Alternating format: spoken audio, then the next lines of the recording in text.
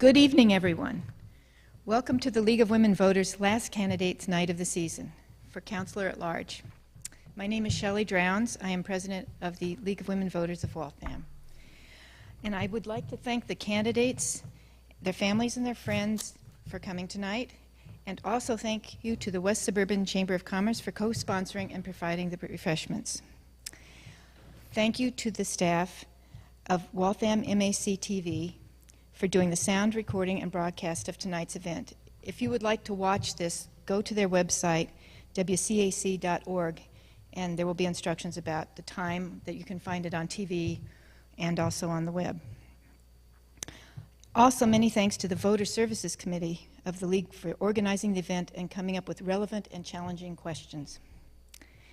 And most of all, to Ira Steinberg for again moderating.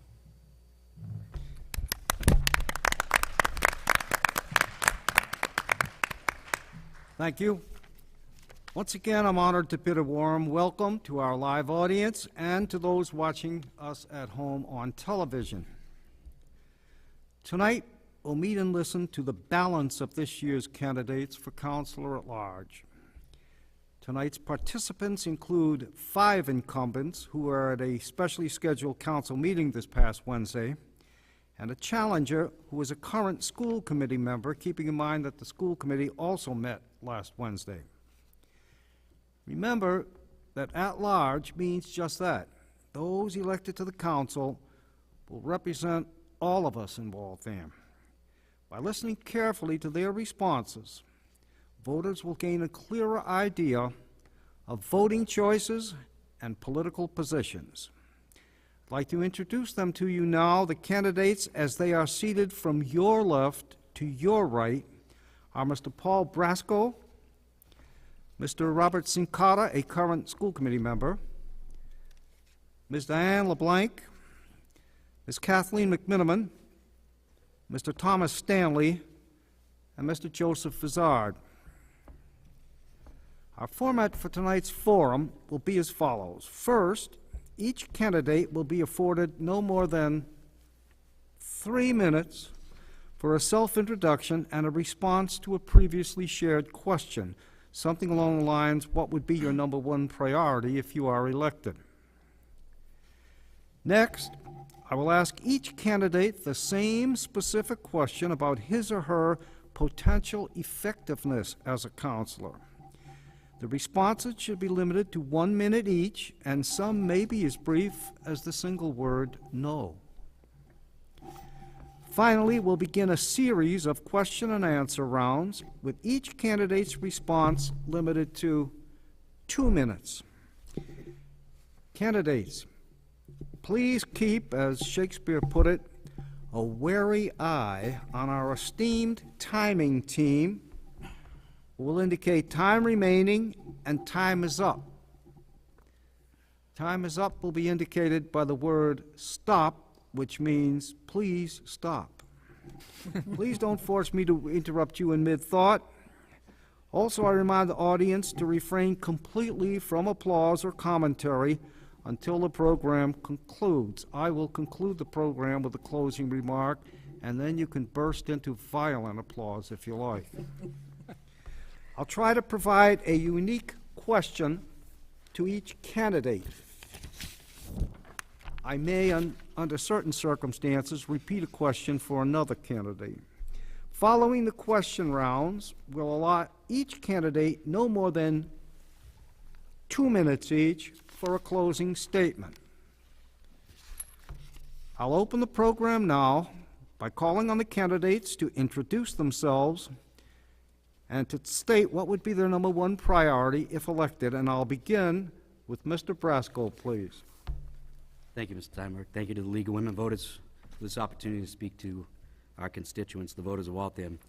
I live on Crestview Road with my wife, Stacy, and our 3 children, Samantha, 8 years old, Patrick, 5, and Cameron, 2. And as said before, as I've said in previous forums, I am the dirty word these days called an incumbent.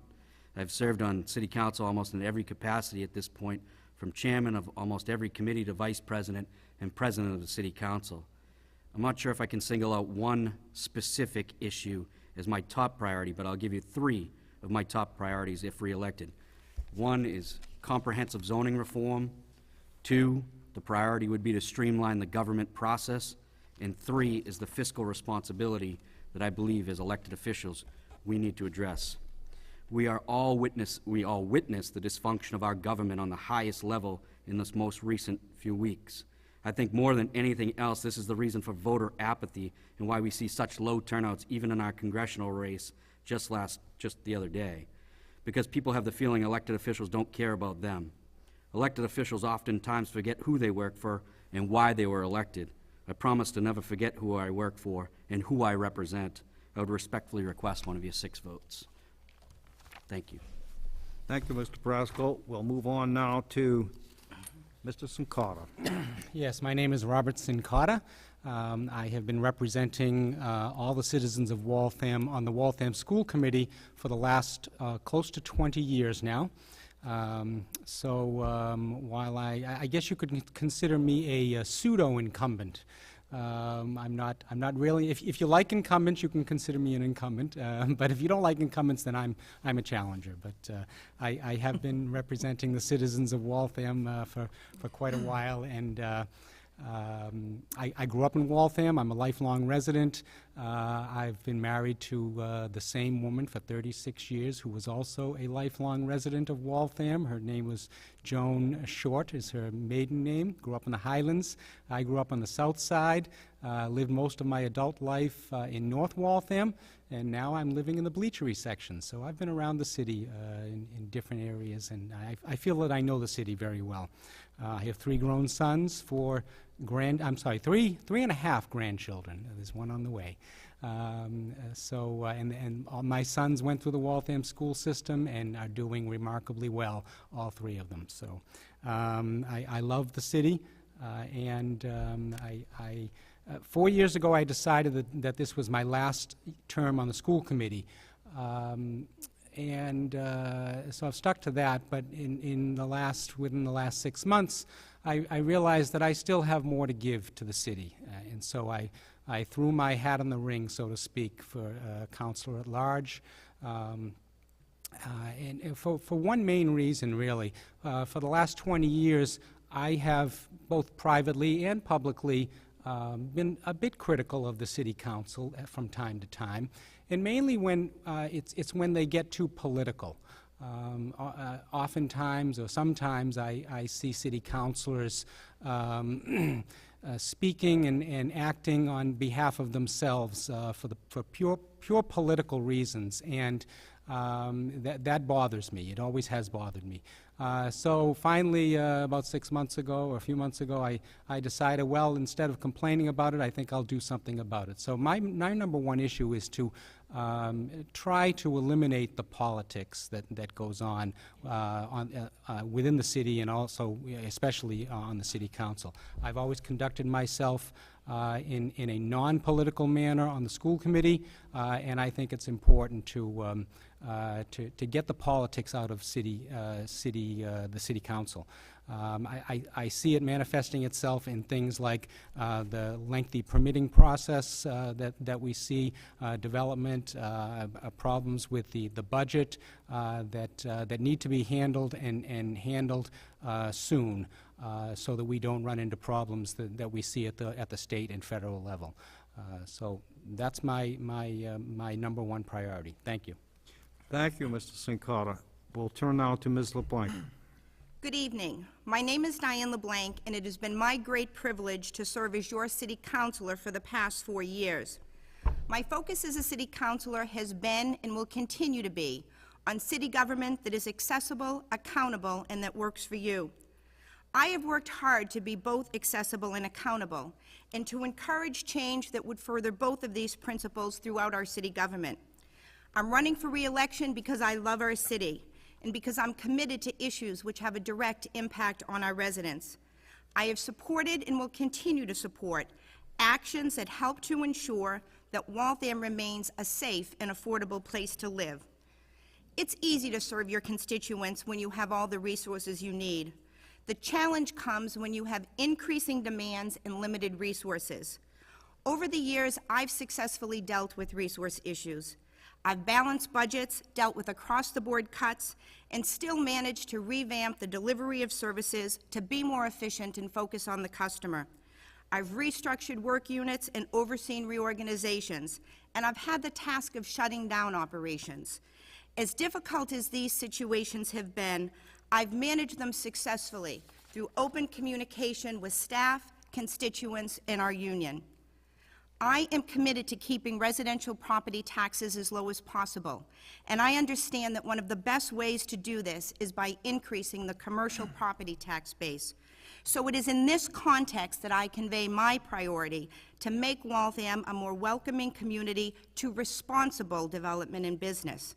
The current special permit process is cumbersome, costly, and confusing, and it needs to be revamped to include the following: the designation of an economic and community development ombudsman within the planning department who would sit down with folks at the front end of the process and help them throughout the process.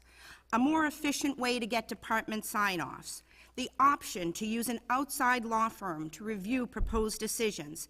Additional meetings, including summer meetings, of both the Ordinances and Rules Committee and the full council to better manage our workload. Allowing developers limited flexibility to make field changes without having to hold a new public hearing. Special help for small businesses to include a payment plan option for permit fees and the I&I payment requirement, which is a cost of doing business in Waltham that many small businesses are not expecting. And a performance appraisal system that would define for our department heads the expectation for providing exceptional customer service and provide a legitimate and fair process for holding them accountable for results within their department. We need to get to a place where all elected officials and city employees are sending the same message, that responsible development in business is welcome in Waltham. Thank you. Thank you, Ms. LeBlanc. We'll move on to Ms. McMiniman now. Good evening, ladies and gentlemen. My thanks to the Waltham League of Women Voters for providing this forum and to our moderator, Ira Steinberg. I'm Kathy McMiniman, a candidate for re-election as Councilor at Large, and I am happy to be here tonight. The skills I have acquired as a mother, grandmother, teacher, educator, homeowner, volunteer, neighbor, activist, cable TV producer, candidate, public servant, and counselor have collectively combined to provide me with a unique perspective for decision-making on behalf of Waltham's residents. For the past 43 years, I have been a resident of Trapelo Road. I own my own home, and I work diligently to maintain my property. I brought up my 2 children and educated them in Waltham. My daughter and her husband and 3 children have chosen to remain in Waltham. My family and I believe that Waltham provides many advantages. It is closely located to downtown Boston as well as accessible to Route 128. It is unique as a home to new 8 schools. Many small pocket parks, soccer fields, and other recreational attributes contribute to a balanced quality of life. In addition to the preservation of hundreds of acres of open space available for public use, the residential property tax is one of the lowest in the Commonwealth, and the amenities and advantages are among the best. The people of Waltham are caring and neighborly. In essence, although deemed a city, Waltham has many attributes found in small towns. If re-elected, my top priority as city councilor is facing the challenge of weathering the national economic downturn and its impact on Waltham's operating and capital budgets for this fiscal year and the future. As councilor and a longtime member of the Finance and Long-Term Debt Committees, I intend to carefully monitor the revenue stream and expenditure outlay, and I will work towards sustaining and maintaining existing city services for FY 2014 and 15. 2 issues regarding the large-scale impact and future growth and development in Waltham lie at opposite ends of our city, the Fernald Center and the Polaroid campus. My insight and experience to zoning issues over the past 30 years will allow watchful and beneficial oversight to those 2 properties to help mitigate any negative impact of either development. Thank you. Thank you, Ms. McMiniman. Move on now to Mr. Stanley. Thank you. My name is Tom Stanley. I'm currently state representative and also counselor at large for the city of Waltham. I am proud to be married to a breezer with two great boys, Parker, 10 years old, in the 5th grade at Fitzgerald School, and Ryan is a sophomore at UMass Amherst. My education includes graduating from Waltham Public Schools, Mass Bay Community College, Bentley University, and also receiving a master's degree in public administration from Suffolk University. My community involvement has been extensive throughout my life, which next year I'll be turning 50 years old. I could list all of them, and I won't, but I've been very involved in athletics as manager, coach, board of directors for Little Leagues, on the board of directors for the Partnership for Youth, formerly the Regal Players, a whole host of community organizations. I love this job, and I've been working real hard to get reelected. I'm approaching, knocking on 3,000 doors this year, and I take great pride in being accessible and accountable, and that's why I always put my cell phone number on my literature, and I also have a newsletter to provide a constant flow of communication between the residents and myself. As I've been going throughout the community, the number one problem that keeps resonating to me is poor planning and lack of communication. Our capital improvement program is inconsistent and unfunded at best. Equipment goes years without being funded, whether it's police cars, police computers, plows, or technology in the schools. Buildings have gone years without being renovated. For example, the police station, the Fitz School, the Church Street Municipal Building. Municipal garages are falling apart. Our downtown appearance hasn't been kept up to snuff. Staffing levels from the forestry, engineering, CPW department are way low, inadequately staffed. Staffing turnover, 4 superintendents in 10 years, countless new principals. My son has had 4 in 6 years, 5 or 6 assistant principals in 6 years, 3 engineers in the last 10 years, 2 traffic engineers, 3 police chiefs, 3 or 4 fire chiefs, 4 CPW directors in the last 10 years. It all means something, folks, and it all ties back to poor planning and communication.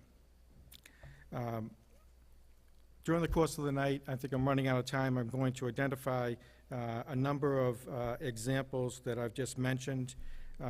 Economic development, another one. Polaroid, the Polaroid site, 200 Main Street, and of course the Elm Street site are all being delayed right now by administrative needless delays. And I ran out of time, so we'll talk more about that later. Thank you. Thank you, Mr. Stanley. We'll move on to Mr. Vizard, please. My name is Joe Vizard. This is my 4th time at one of these debates and my first time as an incumbent. So if you do the math, I ran a couple times and was unsuccessful until I won in the last campaign.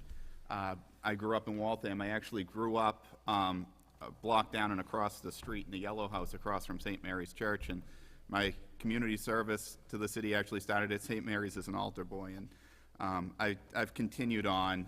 The mayor appointed me to the Fernald Reuse Committee and a committee that was formed to plan the construction of a new cemetery. And I've also served on the board of the Historical Society, amongst other things.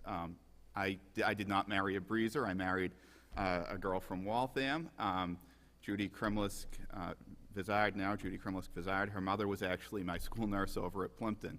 And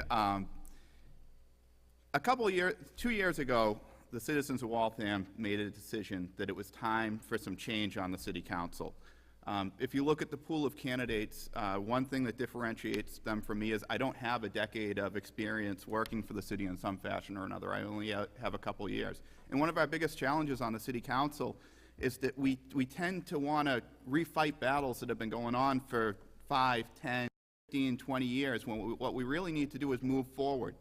And I feel as a newcomer to the council, the only newcomer this term, I've brought a fresh perspective to how we debate things. I've brought in new ordinance changes, and I've brought in new ideas to the city council, and I'll continue to do that in my next term if the citizens of Waltham still decide that it's good to have a fresh perspective on the city council. If reelected, my priorities will continue to be what they have been, focusing on the capital projects of our city. I have a newborn son. My wife and I own a house on Main Street. We will be here for a long time, and when you think about the capital expenses that we're making, we're talking about investments in our future. I'm here for the future, and I want to make sure that the future we have is as good as what we have today. I really want it to be better than what we have today. So that's been a focus of mine. It will continue to be a focus of mine. Another focus of mine is how we communicate with our residents. There was some discussion about a social media position and some other things, but to just focus on social media, I think, misses the mark. We need to take a holistic look at how we're communicating with residents. Reverse 911, mail, email, and social media, and a number of other ways to make sure that we're getting the information to the citizens that they need, that they know when their road's going to be shut down, that they know when there's a meeting about something in their community, that they know what's going on. Sometimes I don't know what's going on, and I'm a city councilor, and I'll find out because I come across something on a bulletin board somewhere or somewhere else. We need to do a better job of getting our citizens the information so that they can be better engaged. Thank you. Thank you, Mr. Fassard, and thank all of you, by the way, for adhering to the time limitations. You all did very well. Now I'm going to pose a specific and critical question to each of you regarding your total scope of political availability. If there is an extended answer, please limit it to a minute or less, but some of you will take a scant couple of seconds, I'm sure. Some city council members have had to recuse themselves from voting on important issues, for instance, regarding budget, personnel, and policy, due to a conflict of interest. Do you have any conflicts which would prevent you from participating fully in council decisions? And I see no reason to change the sequence, so I'll start again with Mr. Brasco. Thank you, Mr. Steinberg. There are situations that come up every once in a while where there is a conflict of interest. I can think of one just most recently where we had the repaving of Crestview Road, which is the street in which I live on. I mean, when there's a financial benefit to you as a resident and a decision coming before the city council, you should and you have to recuse yourself because of that benefit that you're entitled to. There are other instances that have forced me in the past to recuse myself.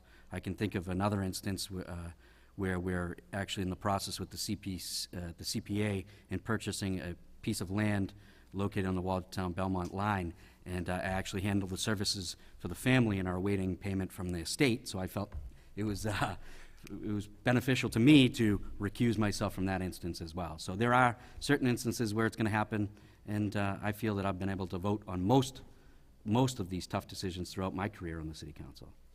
Thank you. I'll move on to Mr. Sincata, please. Yes, this is an issue that we've wrestled with on the school committee for many, many years, and it is very frustrating.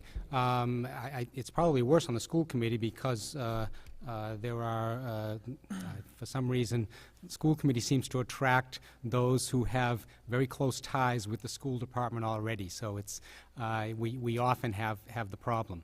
But I think that's what has one great thing that I offer to both the school committee and hopefully to the city council is that I have no ties like that. I'm not tied in with any individuals or even groups that have an interest in these things. That's again my whole theme is to get politics out of our business and to keep things on objective and fair in all cases. So the short answer to the question is no. I have no reason to recuse myself that I can foresee. Thank you. Thank you. Ms. LeBlanc, please. No, in my first 3.5 years on the council, I have not had any situations where I needed to recuse myself, and I do not anticipate any situations arising in the future. Thank you. Thank you. Ms. McMiniman? As I think this question over, my immediate reaction is no, I have no relatives who work for the city, therefore I have no conflict in terms of personnel issues. But then, on further reflection, I recall 12 years ago, the biggest conflict that came and as a frustration to me was that I sat on the board of the Waltham Hospital, and when we were fired in actuality from the larger board from downtown Boston, and then negotiations began to acquire the hospital property and develop it, I was prohibited, because I had been on that board, from engaging in any of that discussion. A terrible, terrible frustration for me, but the law said that I was in conflict and I needed to recuse myself. Other than that, there is not another conflict that I can think of. Thank you. And I'll move on to Mr. Stanley, please. Thank you, Mr. Steinberg. There may have been one or two in the past. I can't remember it right now, and I really don't anticipate anything in the future, certainly not to the level that Mr. Sincotta was speaking of, I think referring to with the school committee, with various members having, I guess, family members working for the schools and making it difficult for them to negotiate on contracts and so forth. So I don't foresee any of those issues for me. Thank you. Thank you. Mr. Fazzard? So, my wife is a teacher in the Waltham Public Schools. We do not have line item control over the school department budget. The school committee has that. That budget is sufficiently broad that that conflict does not preclude me from voting on the budget as long as I publicly declare it when I vote on it. The only time that that could happen is if, let's say, for instance, the school committee, let's say there was some supplemental appropriation that directly impacted a salary. That could be a conflict, but the school budget as it's presented isn't a problem. I recently took myself off the board of directors of a nonprofit that I was happily sitting on for a long time because they lease a city building, and I thought that there was a potential conflict of interest. So I've done my best to clear out any potential conflicts that I have, and I don't foresee any reason why I would have to recuse myself from any matters at this time. Thank you, Mr. Fazzard. And now, at this point, we'll begin the first round of specific questions with 2-minute responses. These questions are based on comments you wrote in the League's questionnaire. We'll start with Mr. Sincotta. You've said that you'd like to make our municipal government more honest and transparent. Can you give one or more specific examples where the city has not been honest and/or transparent, and what would you do as a councilor in similar situations? Well, I see, when I watch city council meetings, I sometimes see, I hesitate to say often, but sometimes it is often, I sometimes watch city councilors stand up and speak on and on about absolutely nothing. I see it happening on the school committee also. But I get very frustrated with elected officials who are clearly just speaking for themselves to gain political points. I don't want to name names, so it's difficult to cite specific instances. I've seen city councilors come before the school committee on a very hot issue, make inflammatory statements in front of the school committee at our public input session, and clearly they're there just playing to the crowd, so to speak. I reject that, and I take offense at that type of activity. I think we should discuss the issues and the facts behind the issues, and not try to score political points at every turn. I demand honesty from myself at all times, and honesty from those with whom I deal on the school committee, and I would do the same on the city council.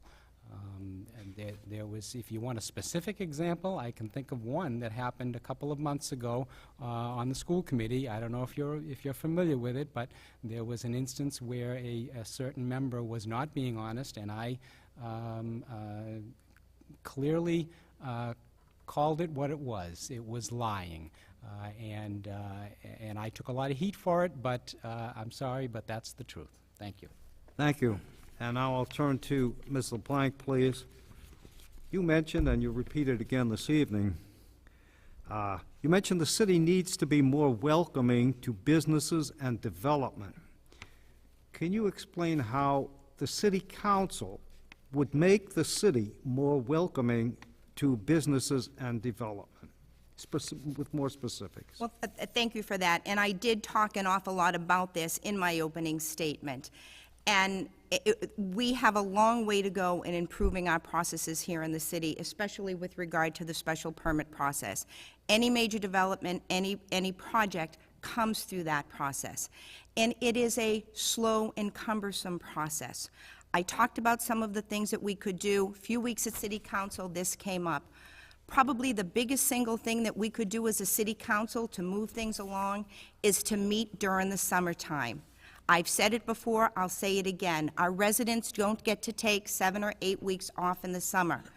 We have over 150 items on our docket that have been there from 2001 to 2012.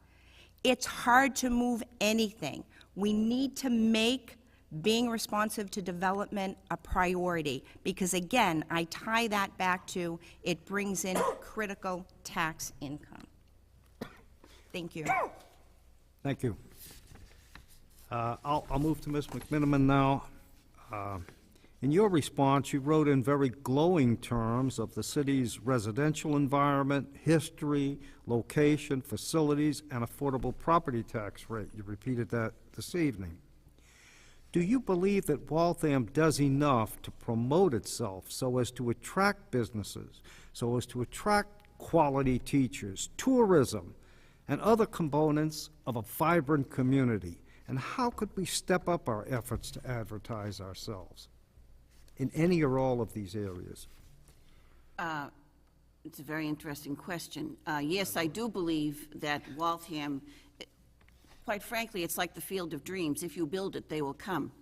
And I feel as though Waltham has basically, because of its geographic proximity to the hub of Boston and to the 128 belt, to airports, bus terminals, etc., I believe that Waltham is an attraction for a variety of resources and people who come here because of what we have to offer. 8 brand new schools.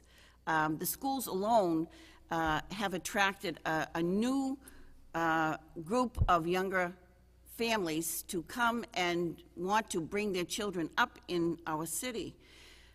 Do I believe we could do more? Always. We can always do more. But there's always, in municipal government, when you do more, most frequently it costs money. So the cost of doing more is a question that I have. And what would we and could we do to make a balance of creating a public relations component of our city without spending money? I'm not sure that's available. So therefore, I think that it should be part of the overall planning process, particularly with the fact that we have a master plan. We are going to be doing a zoning study in the next 2 years because we've allocated money for that.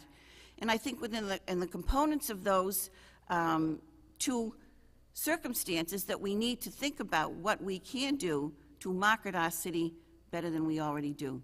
Thank you, Mr. Steinberg. Thank you, Ms. McMiniman. Mr. Stanley, please. You mentioned a lack of organization and communication with the Waltham public school system. As a city councilor, how would you address this issue? Well, unfortunately, as a city councilor, we don't have much of a role in that process. However, you know, a few years back, it's primarily an administrative function. A few years back, I did recognize that, you know, the city of Waltham had the ability to restore money. I think, I'm not sure if it was $1.4 or $1.7 million to the school budget that the mayor had cut. And I identified the process for us to do that, and I communicated this with parents and teachers, and that process was initiated on the school committee, and I made the motion on the council floor to restore that money. So that's one way to bring about communication. You know, another one of the things that I'm going to be doing more often, quite frankly, is talking about these problems of poor communication within the city administration and poor planning. And that's what a city councilor can do. Beyond that, I'm going to be running for mayor of the city of Waltham in 2015 because I feel so strongly about the detriment that it's doing to the city of Waltham, our organizational structure. And, you know, Waltham, it's difficult for Waltham to fail. Someone mentioned this at the zoning meeting the other day, but we are definitely not meeting our full potential, whether it's in the schools, whether it's in public safety, downtown, economic development. You know, there's much more that Waltham can do, and Waltham can be an even greater place to live and work. Thank you. Thank you, Mr. Stanley. Mr. Vizard, you just mentioned that you would like to improve how the city communicates. Can you provide us with some specifics of how you would accomplish this as a city councilor? Specific examples of how you could improve communication to your constituents? So one way that I've started as a city councilor is I do put most of what goes on in the city up on social media. And as an individual, when I go out and I see friends who I haven't seen in a long time since high school, or I see other people, they'll let me know, oh, you know, I only know what's going on in the city because I'm on your Twitter feed or I'm on your Facebook page. So that's one example of what I've done as a city councilor. As a city councilor, we have the ability to try to convince the executive branch to do these things. With the social media position for the city, we encouraged the mayor to do that. She submitted it. I voted for it as she submitted it, even though it wasn't the perfect way that I would have wanted to see it submitted. I voted for it because the mayor was meeting us halfway, but there weren't enough votes on the city council to carry that through. On the other hand, there are other ways that the city needs to improve its communication. It needs to use email better to let people know what's going on. And at times when there's something going on in a neighborhood, we should probably be using more flyers. I recently had someone come up to me after the mosquito spraying, and they said, you know, my neighborhood was just sprayed for mosquitoes, but I didn't know it was going to be sprayed for mosquitoes until I heard the trucks going by. And I may have wanted to put down my windows, or I may have wanted to bring my dog in. So even when it comes to the simplest ways of communicating, putting flyers in, which is what we used to do when we'd spray for mosquitoes, we don't do that anymore. As a city, we work for the residents. They're our consumers, but they're also our bosses. And we need to do a better job of serving them and letting them know what's going on in their city. That being said, what we need to do is take a holistic look at how we communicate. When is social media the best option? When is putting it to the website the best option? When is a reverse 911 call the best option? When is a mailing or a flyer drop the best option? Whenever that's the best option, that's the one you use. It's a holistic look at communicating, and you're meeting your audience where they are, not where you, the city, is. And that's what I'd advocate for in terms of communicating better with our residents. Thank you, Mr. Vizard. And now I'll move on to Mr. Braskell. Mr. Braskell, because I don't have information from a response to the League's questionnaire, I had to develop a question myself, which I presume will elicit your thoughts about your candidacy. And here is my question. In what way or ways will your continued presence on the council have a positive effect on our city's progress? That is to say, present progress and future progress. Thank you, Mr. Steinberg. In response to that question, as I mentioned in the beginning, my three priorities that are top priorities, if fortunate to be reelected, is the comprehensive zoning reform. You know, we have the money, as Councilor McMillan said, in the budget to address the very complicated process of zoning, and we should be utilizing those experts and elected officials, community activists and residents, in terms of the zoning codes and issues. But one of the biggest things is, which Councilor Blank just mentioned, I think on the city council itself, a priority would be to streamline the government process and make the city council user-friendly. Eliminate the time it takes with regard to the permitting process, as Councilor LeBlanc had just mentioned, by eliminating certain city council permits like fuel storage permits, which the fire prevention can do. The renewal of licenses should be handled by the License Commission, drive-through windows by the Traffic Commission, Massport letters by the city clerk's office, which could take a petitioner up to 3 to 5 weeks to just get a simple letter so that they can operate their businesses here. There are other certain matters that can be dealt with. So to make, the city council meetings more efficient and again, more user-friendly would be something that I think that moving forward in the future, if reelected, I would be able to pursue. Thank you, and we have just concluded round one of the questions, so we'll move on to round two, and I'll begin this round with Ms. LeBlanc, please. As part of meaning the League's Waltham Visions project, a number of people remarked on the trash in the streets in the downtown area and a lack of trash cans on Main Street. How would you address the issue of cleanliness in the downtown area in general? Thank you, Mr. Steinberg. A couple weeks back, the Downtown Partnership actually held a wonderful event over at the Charles River Museum of Industry. And if it was very well attended with a lot of the city officials, a lot of the folks on this panel, our mayor was there, and many members of the Downtown Partnership. And certainly the cleanliness of the downtown came up, and specifically trash cans. And I don't quite honestly understand why they were taken away. I've heard that part of the reason for that is that folks were using them to put everything. People who live in the area were, taking out small appliances, using them just for not what they were intended for. But clearly, we need trash cans in the downtown area. So how I chose to deal with this, within the next day or so, I had an opportunity to be with the mayor, and I said, Mayor, we need to put the trash cans back. And the mayor said, the trash cans are going back. That's communication. The mayor has the authority to put the trash cans back. That's where the conversation needed to take place. We've had that conversation. The mayor actually, it's my understanding, I've not seen it, but I understand she communicated back to the Downtown Partnership that there will be trash cans. Thank you. Thank you, Ms. LeBlanc.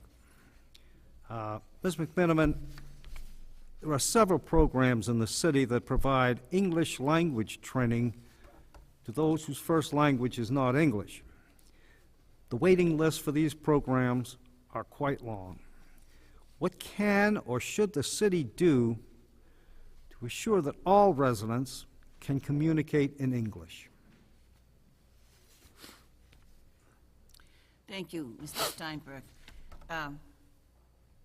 Again, a very interesting question. Let me begin by expressing the fact that in my other life I was a Boston Public School teacher for 34 years, and in that life, the last 21 of those years I spent predominantly with Latino-speaking and Asian-speaking students. So I know what a good program for non-English speaking people can become, because Boston had a terrific program for those whose first language was not English. In Waltham, let's begin with the POWER program. And the POWER program has been around for 25 years for the adults of the youngsters who do not speak English. And there is a large waiting list. Kathy Chlapowski has a tremendous waiting list for her program.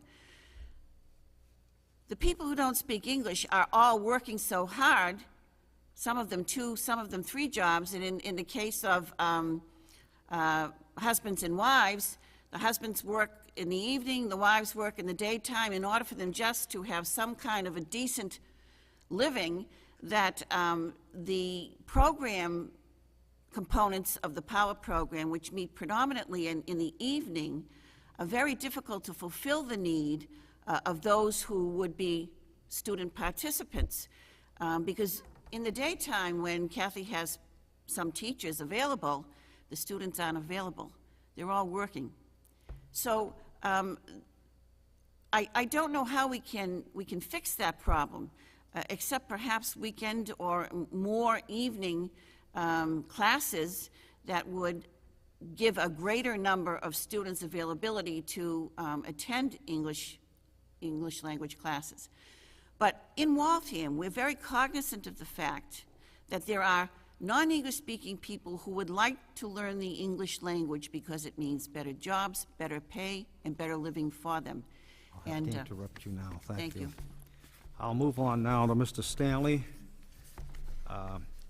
You mentioned that you wish to preserve land in Waltham. Specifically, you mentioned the Fernald property and at some point, the Arrigo Farm. Earlier this year, you mentioned a plan was moving forward on the state level that would help resolve the issues with Fernald, and that an application has been made to the CPC regarding the Arrigo Farm. Could you update us on how these things are progressing, and also what other land within Waltham would you like to see preserved? Thank you. Well, first of all, I'm just going to address a couple of things. The previous question, the council to my right was answering English-speaking programs. We have two great programs, Power Program and Waltham Family School, of which I'm an advisory school member, board member. The women that run those programs are saints, but they don't have all of the administrative skills or resources to fight for the competitive grants at the state level. So the city could assist them in the grant writing. That's one, I've worked with them in the past trying to assist them with state officials, and that's one of the problem areas, and I think we can get more money with help.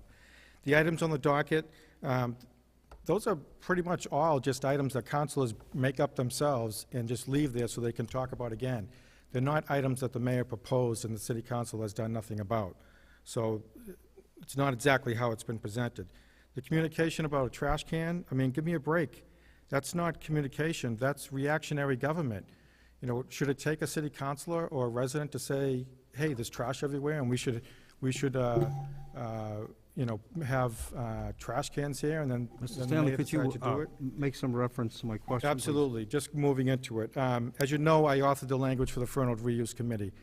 I don't have any information right now because, quite frankly, the mayor doesn't communicate anything with me about the negotiations between the city and the state.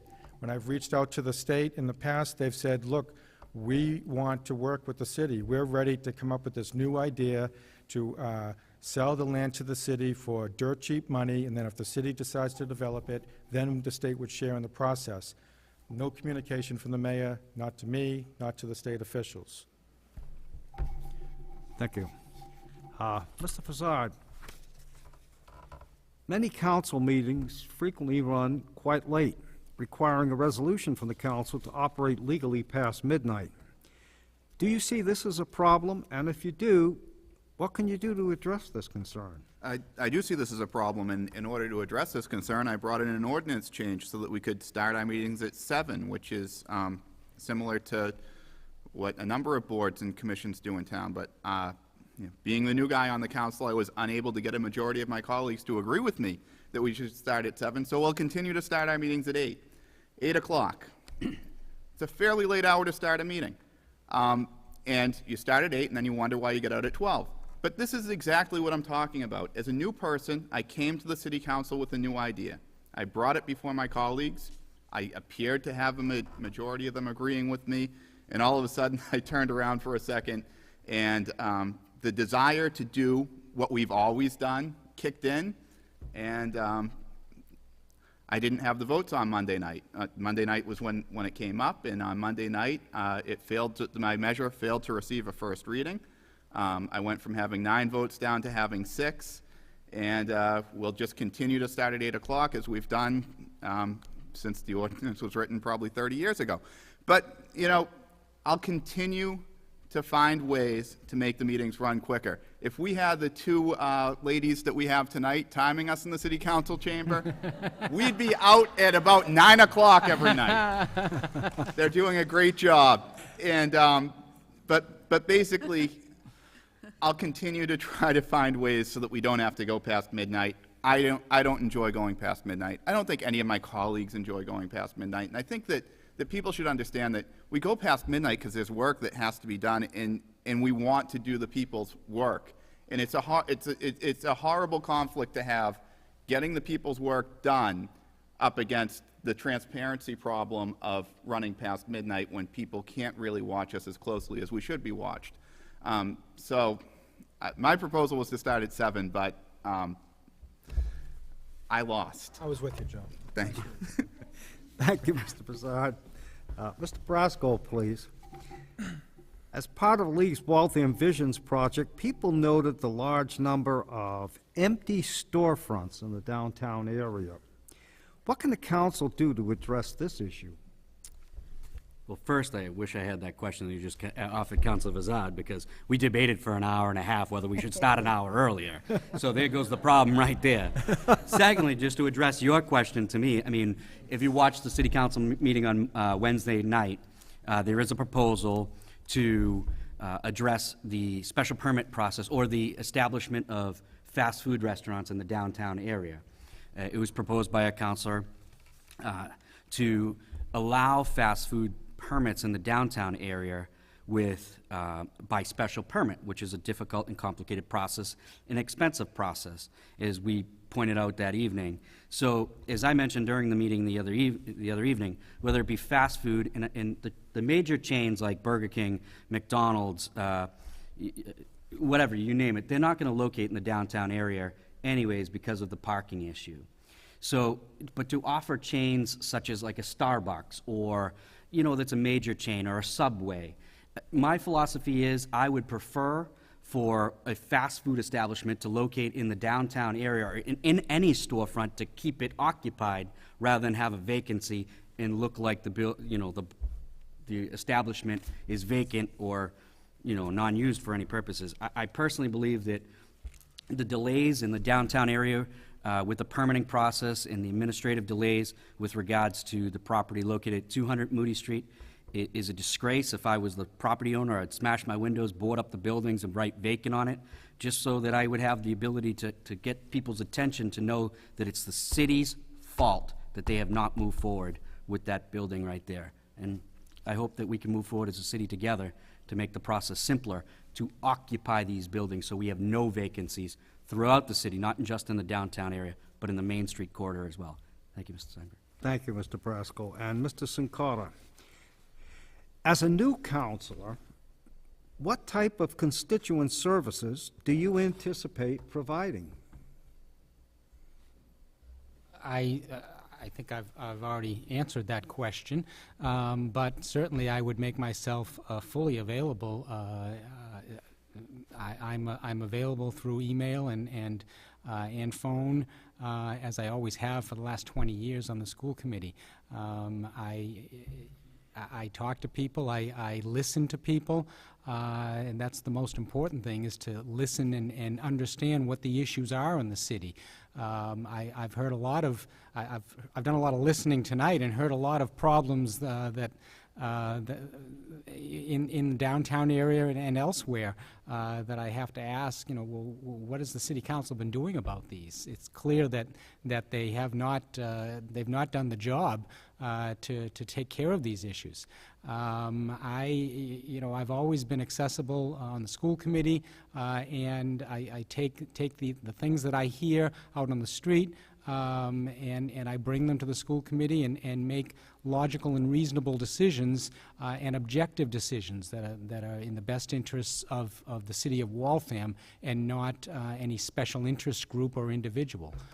So that's what I offer. It's an honest, no nonsense approach to city government. Thank you. And that concludes our this round of questions, and we're ready to move on to round 3. And I'll begin this sequence with Ms. McMiniman. You mentioned that rather than change Waltham, you would work toward the continuation of a vibrant, livable, economically stable, and diverse city. Can you give us examples of how you would do that, how you would work toward the continuation of a vibrant, livable, economically stable, and diverse city?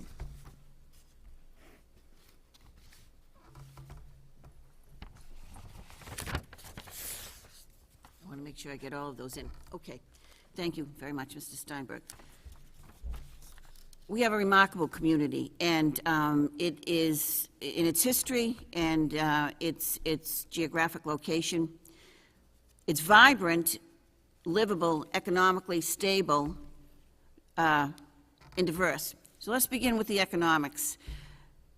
Over the last 50 or so odd years, 40 or so odd years since the Prop 2.5 in 1981 was passed, the city of Waltham has never, ever, ever had to resort to a Proposition 2.5 override because we live within our means. The four mayors that I have dealt with over the last several years have all been very fiscally responsible. And with many of the people on the city council as well, I think we have managed to keep our city within affordability and livability. Vibrant, where else can you go to find the qualities that we have in this city? 2 universities, a river, a hill, walking trails, many schools, 8 brand new schools, shopping malls. We are a city on the move, and livable, absolutely livable. Our tax base is solid. We have a ribbon around 128 of a solid business community that pays, that helps to keep our residential tax rate at an affordable cost for the people who not only live here now, but who built the city over the last 100 years and who made this city a place that people want to come and live and be part of. So we are diverse in many, many ways. All you have to do is walk down Main and Moody and you can understand everything from watching what you see there. Thank you. Thank you, Ms. McMenamin. I'll move on now to Mr. Stanley. You mentioned missing road surface markings, stop lines, divider lines, arrows, whatever, in Waltham. As a city councilor, how will you address this concern? Well, again, it's an administrative function. What a city councilor can do, and what I have done and what other councilors have done in the past, is bring the issue up. We bring it up during the budget time and ask the questions, or how many employees do we have now? How many positions have not been filled? You know, the street lines, that's a minimum 2-person job for each, you know, time they're out there, and you could have several 2-person crews out and about. We only have 2 people that do this, okay? And one of the employees has had medical issues, and so when one is out, and or if the other's on vacation, there's nothing getting done. Nothing getting done, folks. If you just have to drive around. It's a safety issue, okay? For, you know, when the lines are faded, the stop signs, the crosswalks. I mean, these are basic city services that the city of Waltham should be providing. Our debt service, that has been talked about recently, is extremely low. You know, what is the problem? Why can't we paint the lines in a timely manner? It's poor planning and communication. And as a city councilor, we can raise the issue, as I'm doing it now, and we can talk about it during the budget time, but we cannot propose funding for to fill positions. Only the position of the mayor can do that. That's the city charter. Thank you. Thank you. And Mr. Fassard, the League of Women Voters supports an increase in the affordable housing supply. How might Waltham creatively add to the city's affordable housing? This has always been a difficult question for me, because I've always struggled with what the city's role is in creating affordable housing. Before I got to the council thought it would be a wise idea to put affordable housing at the Bank School and the Hardy School. Here we are, I don't know, 8 years later, 9 years later, and nothing's happened. So I don't believe the city should be running affordable housing. The city needs to do the job of running this municipality well. And until the street lines get painted and the trash on the sidewalks gets picked up, and all the things that we need to do, the potholes get fixed, until we're doing all those things well, we should not be venturing into new areas. However, we do have the ability to support affordable housing. We can do this by approving CPC funding, community that the Community Preservation Fund that we all pay into in our property taxes, we can use money from that fund to help support affordable housing. We should be in a supportive role behind creating affordable housing, but we shouldn't be creating affordable housing. It goes beyond the scope of what our mandate is as a city.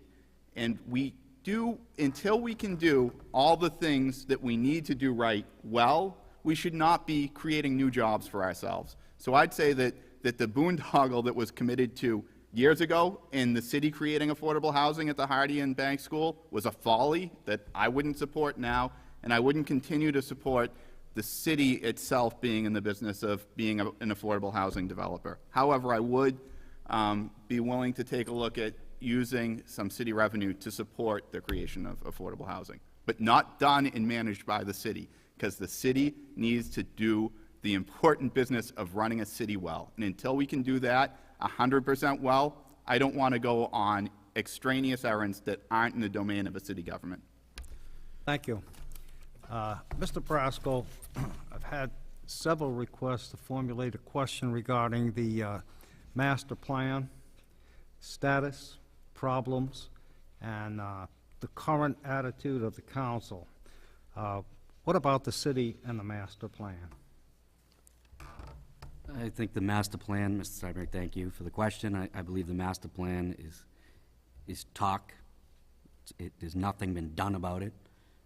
There really has although a formulation of a plan, I think it more collects dust on a shelf of ideas and concerns that people have put together, but it should be a living and breathing document with visions that, forecast the future of the build-out of the community, 5 to 10 years out. That's something that we're always referring to as we're city councilors making decisions based on special permitting, making educational decisions, the importance of, what that plan is and how we move forward in the direction as a body.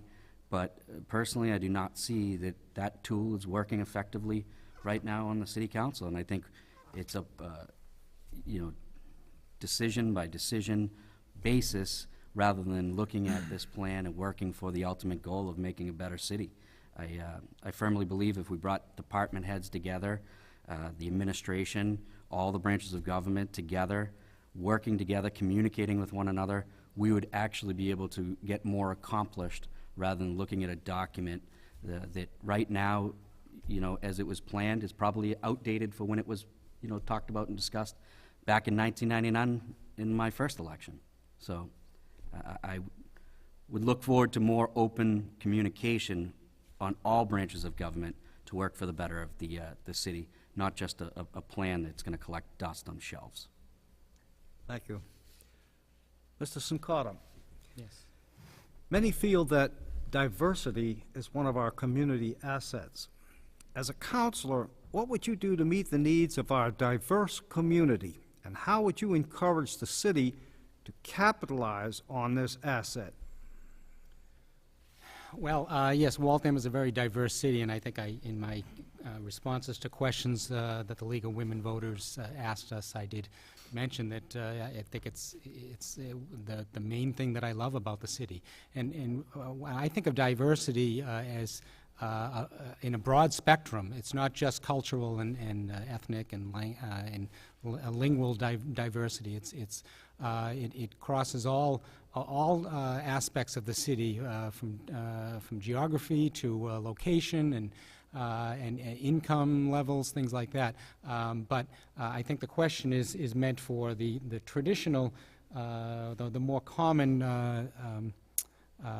common use of the term diversity. We've talked, I've heard talked earlier this evening about the POWER program, and how there's a long waiting list for that program. Now, there's a program that's working that we need to expand. If there's a waiting list that's long, that is that long, then we need to expand it. Programs like that are working. We need to do more of them. So I would be in favor of expanding it. Now, of course, there are things like that to expand them requires more money.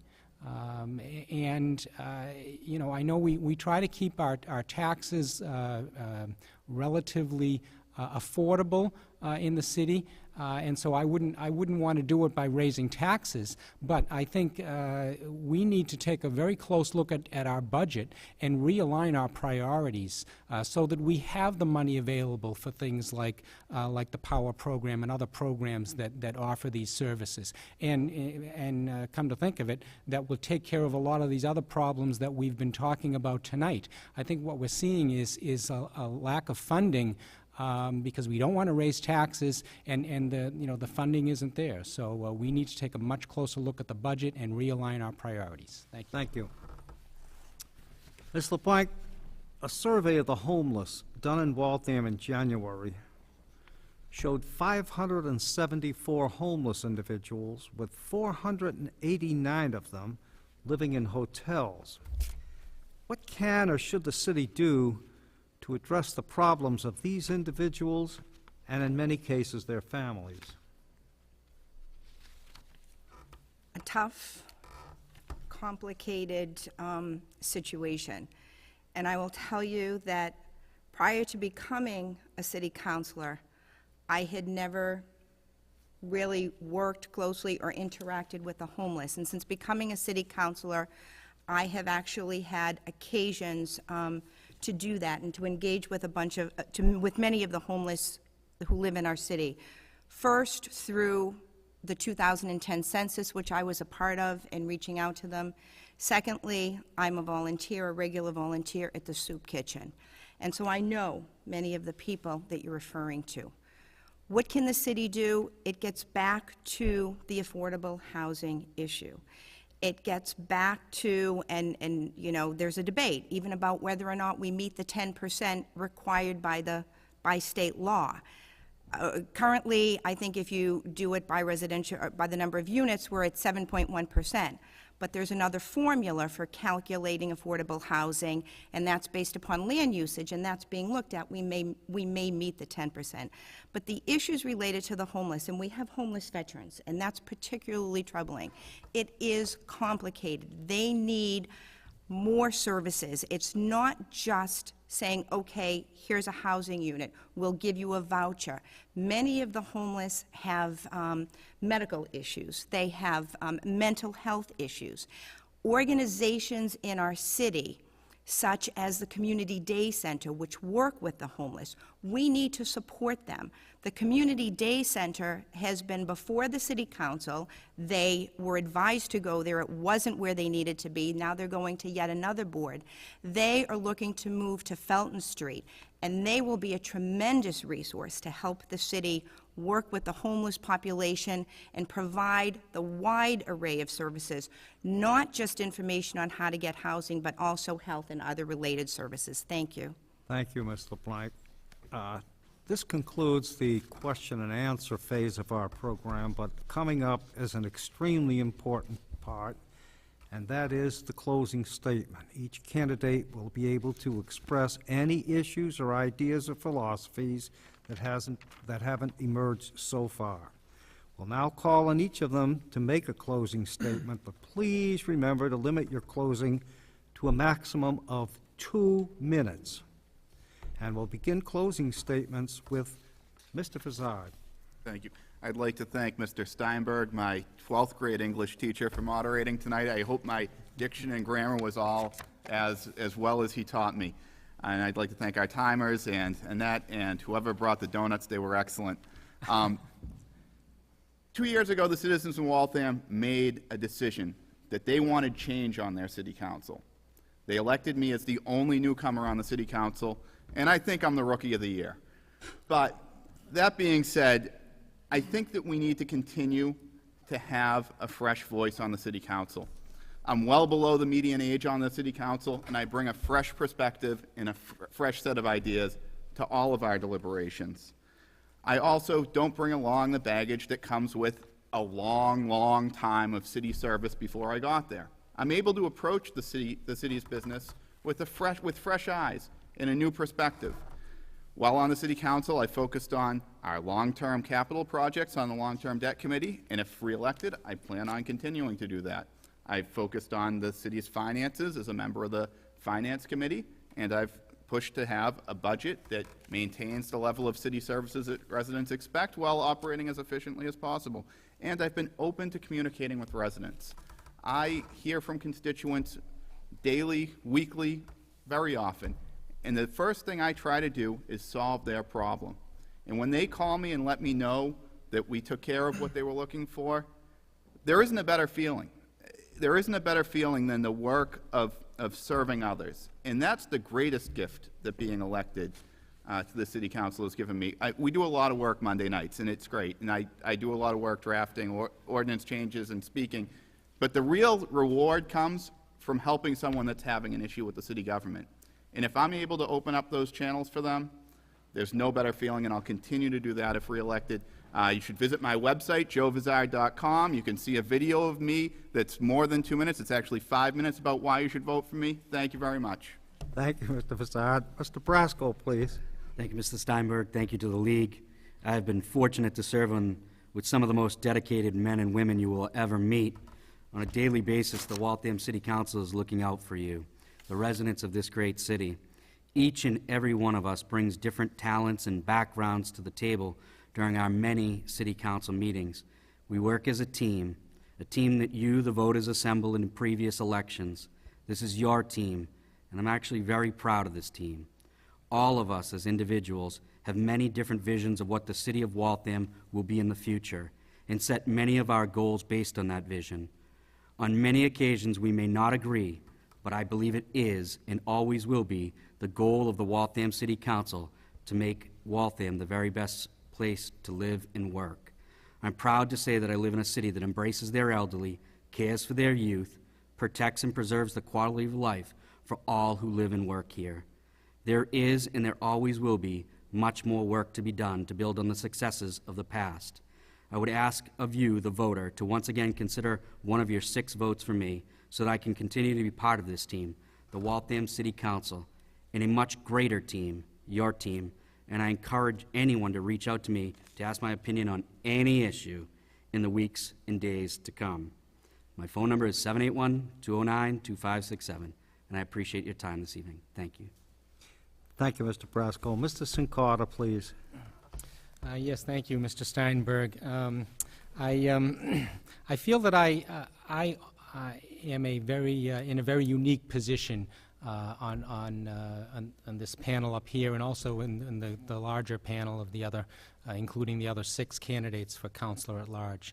I have a great deal of experience in city government, as you know, but I'm a newcomer to the city council, and so I bring a great deal of private sector experience. I've worked in the private sector for over 30 years, and I do have a little public sector work experience also. So I know what works in both the private and the public sector, and I can bring those ideas and that perspective to the city council.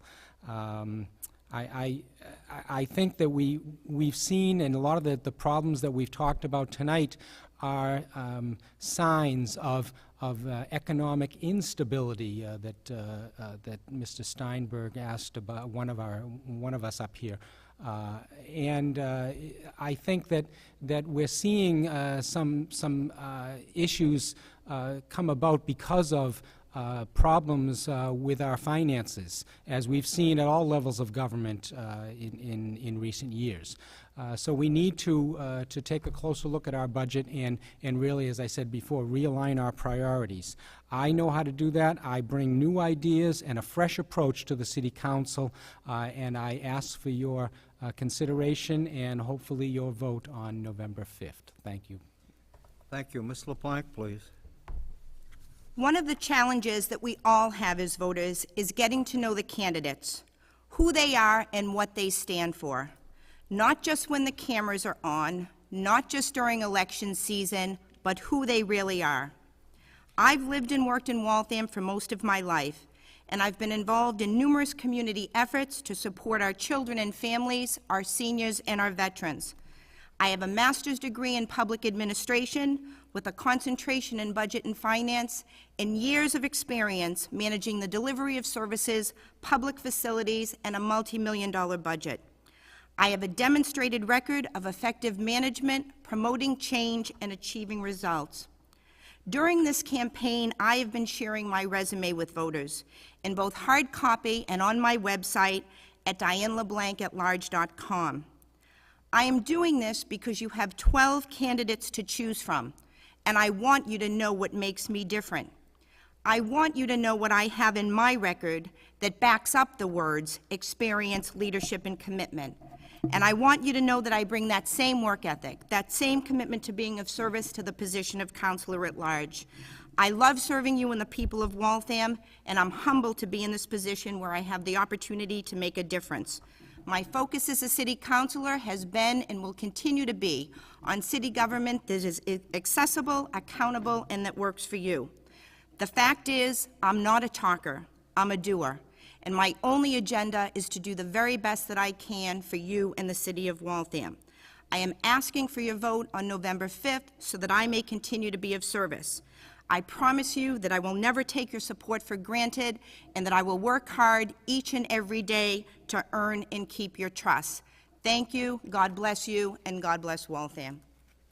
Thank you, Ms. LeBlanc. We'll move on now to Ms. McMiniman. Thank you, Mr. Steinberg. Again, I want to thank the League for allowing me to present my thoughts on subjects important to the people of Waltham. I am Kathy McMiniman, and I love our city of Waltham. We, the people, are facing uncertain economic times. It is important for us to preserve our current quality of life and prepare for unknown possibilities by maintaining adequate reserve funds in our treasury. I want my experience, enthusiasm, and my energy to work to benefit you because I'm looking out for Waltham's best interest. I have been and will continue to be an advocate for finding creative solutions to the ever-constant fiscal and other issues that are important to the future of our city. By way of a statistic, this year's budget, $220.8 million. Another statistic, that's our operating. Fiscal 2013, $17.4 million capital improvement. Fiscal 2014, $24.6 million capital improvement. With this budget, I'm looking out for you, the people. Please exercise the most right you have as a Waltham citizen and go to the polls on November 5th. The future of our republic will survive only if its citizens exercise their free and open right to vote. I ask for your vote on November 5th. Thank you. Thank you. Next, Mr. Stanley. Thank you. Thank you to everyone for putting this forum together. I appreciate it.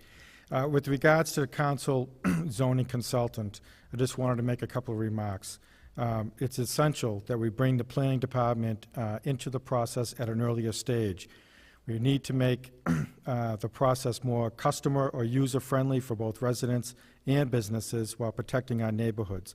Development plans should be pre-reviewed and vetted by the planning department before it gets to the city council. That will save an enormous amount of time.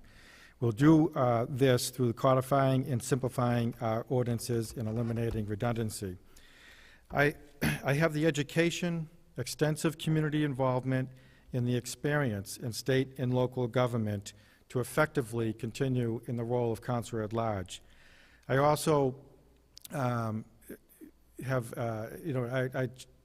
I'm second to none, I believe, in communicating with residents. I believe it's essential, whether it's through my newsletter, through a cell phone, social media, what have you, door knocking. It's essential to better government and accountability in Waltham, and I do all of that.